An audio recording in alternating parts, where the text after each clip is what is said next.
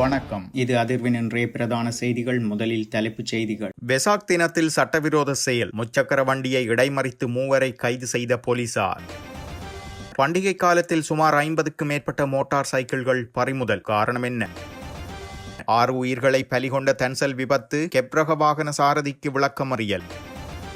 வாடகை பயணத்தில் கொள்ளை, சந்தேக நபருக்கு நீதிமன்றம் வழங்கிய உத்தரவு. இளநீர் குடிக்க சென்ற இடத்தில் தவறவிடப்பட்ட பை, துரித கதியில் மீட்டுக் கொடுத்த போலீசாருக்கு பாராட்டு. யாழ் பல்கலைக்கழக வளாகத்தில் வெசாக் கூடுகள் உடைத்து சேதம், கோப்பாய் போலீசார் தீவிர விசாரணை. மஹிந்தானந்த அழுத்கமகேவுக்கு போத்தலுக்குள் சிறைக்கு சென்ற ரகசியம், சிக்கினார் ஒருவர். அனுராதபுர சிறுமி பாலியல் துர்நடத்தை விவகாரம், வவுனியாவில் போராட்டம். எரிபொருள் விலை அதிகரிப்புக்கு இதுதான் காரணம் கூறுகிறார் நாமல். இது அரசாங்கத்தால் ஏற்படவில்லை, விளக்குகிறார் அமைச்சர்.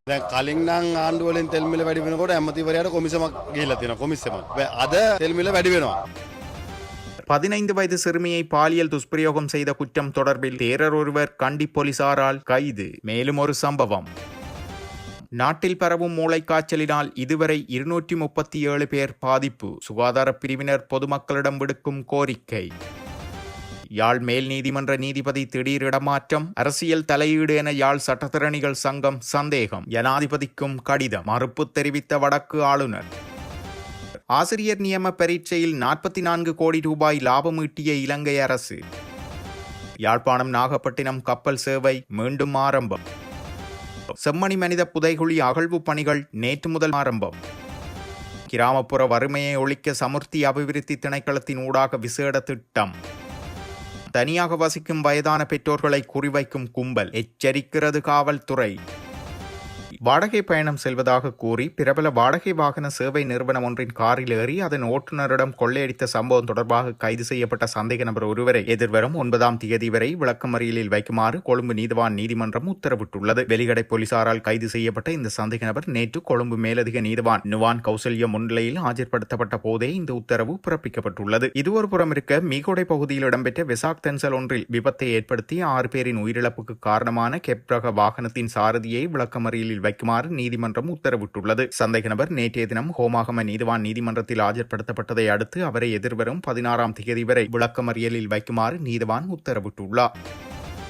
ஈராக் நாட்டிலிருந்து இலங்கைக்கு வந்த சுற்றுலா பயணியொருவர் ருவன்வெல்ல பகுதியில் வீதியோரமாக உள்ள கடையொன்றில் இளநீர் அருந்துவதற்காக நிறுத்தியுள்ளார். இதன்போது அவர் தனது உடைமைகளை கொண்ட பையை அங்கே தவறவிட்டு சென்றுள்ளார். இப்பையில் 10 லட்சத்துக்கும் அதிக மதிப்புள்ள வெளிநாட்டு நாணயங்கள் மற்றும் முக்கிய ஆவணங்கள், அத்துடன் பெறுமதிமிக்க பொருட்கள் இருந்ததாக கூறப்படுகிறது. தனது பை காணாமல் போனதை உணர்ந்த சுற்றுலா பயணி இதுகுறித்து உடனடியாக ருவன்வெல்ல போலீஸ் நிலையத்தில் முறைப்பாடு செய்திருந்தார். முறைப்பாட்டை அடுத்து உடனடியாக செயற்பட்ட ருவன்வெல்ல போலீசார் விசாரணைகளை முன்னெடுத்து அப்பையை பத்திரமாக மீட்டுள்ளனர். மீட்கப்பட்ட பை அதற்குரிய ஈராக் சுற்றுலா பயணியிடம் போலீஸ் நிலையத்தில் வைத்து முறைப்படி ஒப்படைக்கப்பட்டுள்ளது. தவறுவிடப்பட்ட பையை மிக விரைவாகவும் பாதுகாப்பாகவும் தேடி கண்டுபிடித்துக் கொடுத்த ருவன்வெல்ல போலீசாரின் முயற்சிக்கு சுற்றுலா பயணியும் சிவில் சமூகத்தினரும் பாராட்டு தெரிவித்துள்ளனர். முச்சக்கர வண்டி ஒன்றில் வெசாக் பௌர்ணமி தினத்தில் சட்டவிரோதமாக ஏற்றி வரப்பட்ட மாடு ஒன்று மீட்கப்பட்டுள்ளதுடன் 3 கைது செய்யப்பட்டுள்ளதாக ஹட்டன் போலீசார் தெரிவித்துள்ளனர். இந்த கைது நடவடிக்கை நேற்று முன்தினம் முன்னெடுக்கப்பட்டுள்ளது. சம்பவம் தொடர்பில் தெரிய வருகையில், ஹட்டன் கொழும்பு பழைய வீதியில் உரிய அனுமதி பத்திரங்களின்றி சட்டவிரோதமாக மாடு ஒன்று கொண்டு செல்லப்பட்டுள்ளது. இந்நிலையில் கடமையில் ஈடுபட்டிருந்த ஹட்டன் ஊழல் தடுப்பு பிரிவு போலீசார் முச்சக்கர வண்டியினை வழிமறித்து சோதனையிட்ட போதே குறித்த மாடு மீட்கப்பட்டுள்ளது. அத்துடன் சந்தேக நபர் 3 மிருகவதை சட்டத்தின் கீழ் போலீசார் கைது செய்யப்பட்டுள்ளதுடன் கடத்தலுக்கு பயன்படுத்திய முச்சக்கர வண்டியையும் போலீசார் கைப்பற்றியுள்ளனர். இதனைத் தொடர்ந்து கைது செய்யப்பட்ட நபர்கள் ஹட்டன் நீதிவான் நீதிமன்றத்தில் முன்னிலைப்படுத்தப்பட்டதாகவும் தெரிவிக்கப்படுகிறது. இது ஒரு புறம் இருக்க, வெசாக் பண்டிகை காலத்தில் இடையூறு விளைவிக்கும் வகையில் பாதுகாப்பற்ற முறையிலும் ஓட்டப்பட்டதாக கூறப்படும் 50க்கு மேற்பட்ட மோட்டார் சைக்கிள்கள் பறிமுதல் செய்யப்பட்டுள்ளன. குறித்த மோட்டார் சைக்கிள்களில் பதிவு எண்கள் இல்லாமலும் மாற்றியமைக்கப்பட்ட சைலன்சர்கள் பொருத்தப்பட்டு அதிக சத்தத்தை ஏற்படுத்தியும் பக்கவாட்டு கண்ணாடிகள் இல்லாமலும் இயக்கப்பட்டிருந்ததாக களுத்துறை வடக்கு போலீஸ் மாநகரம் தெரிவித்துள்ளது. வெசாக் கொண்டாட்டங்களின் போது வாகன ஓட்டிகள் குழுக்களாக களுத்துறை நகருக்குள் நுழைந்து பொதுமக்களுக்கு இடையூறு விளைவிப்பது மற்றும் பாதுகாப்பு அபாயங்களை ஏற்படுத்தும் வகையில் பொறுப்பற்ற முறையில் வாகனங்களை ஓட்டுவதாக தகவல்கள் கிடைத்ததாகவும் போலீசார் தெரிவித்துள்ளனர். அந்த தகவலின் அடிப்படையில் போலீஸ் அதிகாரிகள் ஒரு நடவடிக்கையை மேற்கொண்டு மோட்டார் சைக்கிளை பறிமுதல் செய்திருந்தனர். இந்த சம்பவம் தொடர்பாக சட்ட நடவடிக்கை எடுக்கப்படும் என்றும் போலீசார் தெரிவித்துள்ளனர்.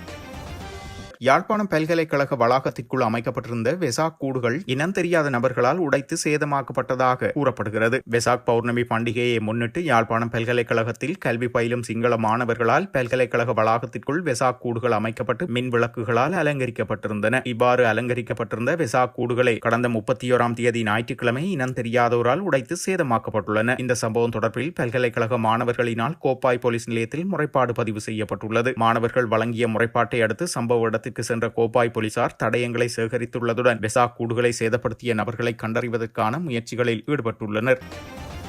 சோடா போத்தல்களுக்குள் ஒயிட் டைமண்ட் ரக மதுபானத்தை கலந்து வெலிகடை சிறைச்சாலையில் தடுப்பு காவலில் வைக்கப்பட்டுள்ள முன்னாள் நாடாளுமன்ற உறுப்பினர் மஹிந்தானந்த அழுத்கமகவை பார்ப்பதற்காக வந்த நபர் ஒருவர் சிறைச்சாலையின் அவசர விசேட அதிரடிப்படை அதிகாரிகளால் கைது செய்யப்பட்டுள்ளார். கைது செய்யப்பட்ட நபரும் அவரிடமிருந்து பறிமுதல் செய்யப்பட்ட தடை செய்யப்பட்ட பொருட்களும் மேலதிக விசாரணைகளுக்காக போலீஸ் நிலையத்தில் ஒப்படைக்கப்பட்டுள்ளது. தற்போது சிறையில் உள்ள முன்னாள் அமைச்சரை பார்வையிட வந்த வேளை அவருக்கு மதுபானம் எடுத்து வந்தவரே இவ்வாறு கைது செய்யப்பட்டதாக தெரிவிக்கப்படுகிறது. அனுராதபுரத்தில் மதகுரு ஒருவரால் சிறுமியொருவர் பாலியல் துர்நடத்தைக்கு உள்ளாக்கப்பட்ட சம்பவத்தை கண்டித்து வவுனியா பழைய பேருந்து நிலைய பகுதியில் நேற்றைய தினம் கவனஈர்ப்பு போராட்டம் ஒன்று முன்னெடுக்கப்பட்டுள்ளது. சமூக ஆர்வலர்கள், மகளிர் அமைப்பின் பிரதிநிதிகள் மற்றும் பொதுமக்கள் இணைந்து இந்த போராட்டத்தில் கலந்து கொண்டிருந்தனர். நாட்டில் சிறுவர்கள் மற்றும் பெண்களுக்கு எதிரான பாலியல் வன்முறைகள் அதிகரித்து வருவதாக குறிப்பிட்ட போராட்டக்காரர்கள் குற்றவாளிகளுக்கு தராதரம் பாராமல் கடுமையான சட்ட நடவடிக்கை எடுக்க வேண்டும் என்றும் வலியுறுத்தியிருந்தனர். சிறுவர்களின் பாதுகாப்பை உறுதிப்படுத்த அரசாங்கமும் சம்பந்தப்பட்ட அதிகாரிகளும் உரிய நடவடிக்கைகளை முன்னெடுக்க வேண்டும் எனவும் அவர்கள் கோரிக்கை விடுத்திருந்தனர். இதன்போது பிக்குவே பிணையொரு கேடா, காவி உடைக்கும் சட்டம் வேண்டும், தனி நீதிமன்றம், தப்பிக்கும் நாடகமா போன்ற வாசகங்கள் தாங்கப்பட்ட பதாதைகளை ஏந்தியதுடன் கோஷங்களையும் எழுப்பியிருந்தனர். முன்னதாக குறிப்பிட்ட சம்பவத்திற்கு எதிர்ப்பு தெரிவித்து ஜனாதிபதிக்கு அனுப்பி வைப்பதற்காக கையெழுத்துக்களும் பெறப்பட்டிருந்தமை குறிப்பிடத்தக்கது.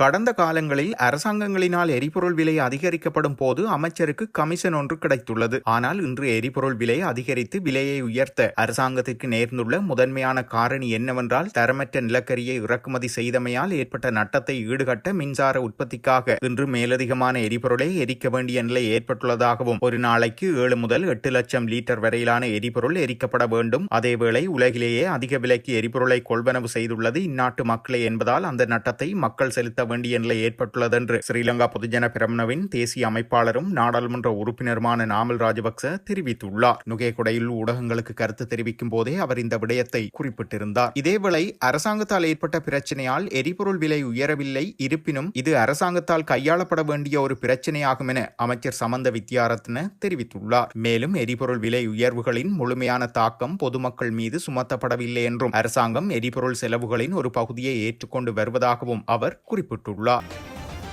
பகிரவகந்தையில் உள்ள விகாரையொன்றில் பணியாற்றும் 25 வயதுடைய தேரர் ஒருவர் 15 வயது சிறுமிக்கு இழைக்கப்பட்ட பாலியல் துஷ்பிரயோகம் தொடர்பாக கண்டி போலீசாரால் கைது செய்யப்பட்டுள்ளதாக கூறப்படுகிறது. போலீசாரின் கூற்றுப்படி சிறுமியின் தந்தையின் சகோதரரான இந்த சந்தேக நபர் இச்சம்பவம் தொடர்பான விசாரணைகளை தொடர்ந்து மே 20 அன்று காவலில் எடுக்கப்பட்டுள்ளார். இக்குற்றத்திற்கு உடந்தையாக இருந்த குற்றச்சாட்டில் பகிரவகந்தையை சேர்ந்த 29 வயதுடைய பெண் ஒருவரையும் போலீசார் அன்றைய தினமே கைது செய்திருந்தனர். சந்தேக நபர்கள் இருவரும் கண்டி நீதவான் நீதிமன்றத்தில் ஆஜர்படுத்தப்பட்டிருந்தனர். இதேவேளை தேரர் விளக்கமறியலில் வைக்கப்பட்டுள்ள அதேவேளை பெண் சந்தேக நபர் தலா 2 லட்சம் பெறுமதியான 2 சரீரப் பிணைகளில் விடுவிக்கப்பட்டுள்ளார். இவ்வழக்கு தொடர்பான மேலதிக விசாரணைகளை கண்டி போலீசார் மேற்கொண்டு வருகின்றனர். நாட்டின் பல பகுதிகளில் மூளைக்காய்ச்சல் தொற்றுக்குள்ளாகி இருக்கலாம் என்ற சந்தேகத்தில் 237 நோயாளர்கள் அடையாளம் காணப்பட்டுள்ளதாக தொற்று நோய் விஞ்ஞான பிரிவு தெரிவித்துள்ளது. நோய் பரவுவதை தடுப்பதற்காக சுத்தமான குடிநீரை பயன்படுத்துமாறும் எப்போதும் கொதித்தாறிய நீரை அருந்துமாறும் சுகாதார பிரிவினர் பொதுமக்களிடம் கோரிக்கை விடுத்துள்ளனர். முதிய வயது பெற்றோர்கள் மற்றும் தனியாக வசிக்கும் தனிநபர்களின் பாதுகாப்பு தொடர்பில் பொதுமக்கள் அதிக கவனம் செலுத்த வேண்டும் என்று இலங்கை காவல்துறை அழைப்பு விடுத்துள்ளது. தனியாக வசிக்கும் முதியவர்கள் சம்பந்தப்பட்ட குற்ற சம்பவங்கள் அதிகரித்து வரும் நிலை ஏற்பட்டுள்ளதாக காவல்துறை தெரிவித்துள்ளது. குறிப்பாக அவர்களது பிள்ளைகள் பலர் வேலைவாய்ப்புக்காக வெளிநாடுகளுக்கு புலம்பெயர்ந்துள்ளதாலோ, வெளிநாடுகளில் குடியேறியுள்ளதாலோ அல்லது நாட்டின் பிற பகுதிகளுக்கு இடம்பெயர்ந்துள்ளதாலோ பெற்றோர்கள் குற்றங்கள் மற்றும் பிற அபாயங்களுக்கு அதிகளவில் ஆளாகக்கூடியவர்களாக உள்ளனர் என்றும் எச்சரித்துள்ளது. தனியாக வசிக்கும் குடியிருப்புகள், பணம், நகைகள் மற்றும் பிற மதிப்புமிக்க பொருட்களை தேடும் போதைக்கு அடிமையானவர்கள் உள்ளிட்ட குற்றவாளிகளால் அடிக்கடி குறிவைக்கப்படுகின்றன என்பதும் குறிப்பிடத்தக்கது. சமீபத்திய சம்பவங்கள் குறித்த விசாரணைகளில் இதுபோன்ற சில குற்றங்கள், வன்முறை தாக்குதல்கள் மற்றும் கொலை வரை இடம்பெற்றிருந்தமையும் குறிப்பிடத்தக்கது. முதியவர்களின் வீடுகள் இரவில் போதுமான வெளிச்சத்துடன் இருப்பதை உறுதி செய்யவும், அறிமுகம் இல்லாத நபர்களை குடியிருப்புக்குள் அனுமதிக்காமல் தவிர்க்கவும், மேலும் பாதுகாப்பையும் ஆதரவையும் மேம்படுத்துவதற்காக அண்டை வீட்டாருடன் தொடர்ந்து தொடர்பில் இருக்கவும் பொதுமக்களுக்கு அறிவுறுத்தப்பட்டுள்ளது. தனியாக வசிக்கும் முதியவர்கள் குறித்த கிராம அலுவலர்கள் மற்றும் சமூக காவல் குழுக்களுக்கு தெரிவிக்கவும், முக்கிய தொடர்பு எண்களை கொண்ட பயன்படுத்த எளிதான கைபேசிகளை அவர்களுக்கு வழங்கவும், மேலும் அவர்களது வீடுகளுக்குள் அவசர தொடர்பு விவரங்களை முக்கியமாக காட்சிப்படுத்தவும் காவல்துறை குடும்பத்தினரை வலியுறுத்தியுள்ளது. மேலும் முதியவர்களை பராமரிப்பதற்காக பராமரிப்பாளர்கள் அல்லது வீட்டு உதவியாளர்களை பணியமர்த்துபவர்கள் அவர்களின் சேவைகளை பெறுவதற்கு முன்பு அவர்களின் பின்னணியை கவனமாக சரிபார்த்து போலீஸ் அனுமதி சான்றிதழை பெறுமாறும் அறிவுறுத்தப்பட்டுள்ளது. வயதான குடும்ப உறுப்பினர்களின் நலனில் கவனம் செலுத்துமாறும், ஏற்படக்கூடிய அச்சுறுத்தல்களை அவை நிகழ்வதற்கு முன்பே கண்டறிந்து தடுப்பதற்கான முன்னெச்சரிக்கை நடவடிக்கைகளை எடுக்குமாறும் இலங்கை போலீசார் மேலும் பொதுமக்களை வலியுறுத்தியுள்ளனர். அண்மையில் நடாத்தப்பட்ட ஆசிரியர் போட்டி பரீட்சை மூலம் அரசாங்கம் சுமார் 44 கோடி ரூபாய்க்கும் அதிகமான தொகையை லாபம் பெற்றுள்ளதாக தெரிவிக்கப்பட்டுள்ளது. அரசாங்க பாடசாலைகளுக்கு 23,000 ஆசிரியர்களை இணைத்துக் கொள்வதற்காக அண்மையில் ஆசிரியர் போட்டி பரீட்சை ஒன்று இடம்பெற்றுள்ளது. இந்த முறை பரீட்சைக்கு தோற்றிய பரீட்சார்த்திகளிடம் இருந்து பரீட்சை கட்டணமாக சுமார் 2,700 ரூபாய் வசூலிக்கப்பட்டிருந்தது. அரச சேவையில் உள்ள அபிவிருத்தி உத்தியோகத்தர்கள் மற்றும் வேலையற்ற பட்டதாரிகள் உட்பட 1,50,000க்கும் மேற்பட்டோர் இந்த பரீட்சைக்கு விண்ணப்பித்திருந்தனர். இதன் மூலம் பரீட்சை கட்டணமாக மட்டும் மொத்தம் 44 கோடி 21 லட்சத்துக்கும் அதிக தொகை வசூலிக்கப்பட்டுள்ளது. எனினும் இவர்களில் 23,000 பேர் என்ற வரையறுக்கப்பட்ட எண்ணிக்கையினரே ஆசிரியர் சேவைக்கு இணைத்துக் கொள்ளப்பட உள்ளமையும் குறிப்பிடத்தக்கது.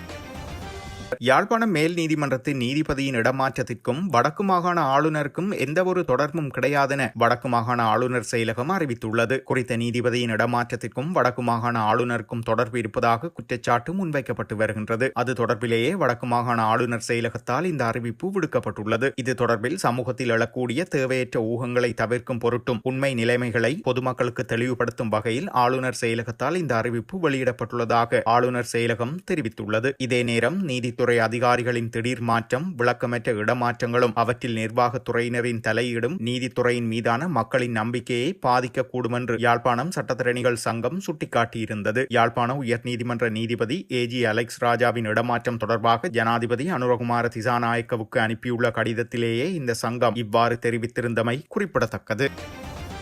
குறைந்த வருமானம் பெறும் குடும்பங்களுக்கு ஆதரவளிக்கும் நோக்கில் இந்த ஆண்டில் 100 சமுர்த்தி ஆரோக்கியமான உணவு மையங்களை நிறுவுவதற்கு அரசாங்கம் திட்டமிட்டுள்ளதாக கிராமிய அபிவிருத்தி, சமூக பாதுகாப்பு மற்றும் சமூக வலுவூட்டல் அமைச்சர் உபாலி பன்னிலகே தெரிவித்துள்ளார். இந்த திட்டம் குறித்து அமைச்சர் தெரிவிக்கையில், சமுர்த்தி அபிவிருத்தி திணைக்களத்தின் ஊடாக இத்திட்டம் நடைமுறைப்படுத்தப்பட்டு வருகிறது. இந்த திட்டமானது கிராமப்புற வறுமை ஒழிப்பு, அத்துடன் சிறு மற்றும் நடுத்தர அளவிலான தொழில் முயற்சியாளர்களுக்கு ஆதரவளிப்பதை முதன்மை நோக்கமாக கொண்டு செயற்படுத்தப்படுகிறது. இந்த திட்டத்தின் கீழ் உள்ள 51வது சமுர்த்தி ஆரோக்கியமான உணவு மையம் அண்மையில் மாத்தளை மாவட்டத்தில் உத்தியோகபூர்வமாக திறந்து வைக்கப்பட்டுள்ளது. இந்த ஆண்டிற்குள் நிர்ணயிக்கப்பட்ட 100 நிலையங்கள் என்ற இலக்கை அடைவதற்காக ஏனைய மையங்களை அமைக்கும் பணிகள் திட்டமிட்டபடி முன்னெடுக்கப்பட்டு வருவதாகவும் அவர் தெரிவித்துள்ளார். இத்துடன் செய்திகள் நிறைவடைகின்றன. மறக்காமல் அதிர்வு சேனலை லைக் மற்றும் சப்ஸ்கிரைப் செய்து கொள்ளுங்கள்.